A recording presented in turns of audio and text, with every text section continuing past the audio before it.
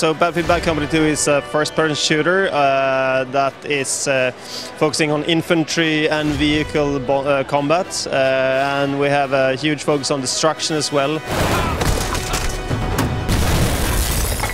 Well, we actually done a lot of things to the multiplayer. First of all, we fixed the engine, so we now can destroy more than we could in Bad Company 1. So we can take down full buildings and ship off small pieces of covers and stuff like that. We improved the vehicle combat, so it's much more detailed, they look better, they play better, they sound better. We also, deepened the persistence system, so it's much more, detailed, and longevity is much wider. We had persistence in the last game, and we've deepened it even further. So you both have the whole ranking system, but you also have, a pin system, you have insignias. Depending on the player type and the player style, you'll have different persistence that you can show off and brag about to your friends. And on top of that, we made improvements to the infantry combat as well, so it's more detailed and it's snappier and it's faster. You can compare it to most shooter where you run around, you aim your gun at people and you shoot them down. Of course, we have a twist on these things, but so you also have gadgets like mortar strike devices. You have shock pads like defibrillators. You have stuff that you can use to help your squad mates and your teammates. Reloading. And of course, you have a lot of guns to choose from, grenades, everything that blows things up.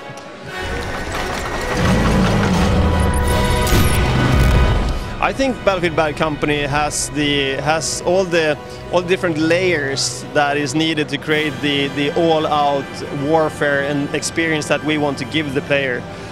For instance, we have the layers of vehicles, you have the infantry combat, you have the sandbox experience where we have these big environments where you can do all these things that the engine lets you do, and then on top you have the destruction that we haven't really seen to this level in any game out there. And all these components together gives the players the abilities to play around and have fun and do all these amazing things on the battlefield. So I would argue, if it comes to all these pieces to give this experience, I think we don't have that much competition.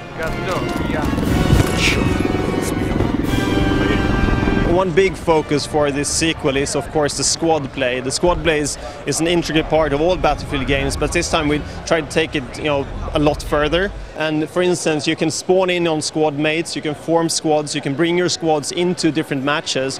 There's also awards and the different achievements that can be unlocked depending on how your squad play is. We also have 2 new game modes that we're not really revealing any details on, that is actually focusing only on squad play. So you don't have to play in a squad, but if you do, you will find the depth and something that is completely new to the first-person shooter genre.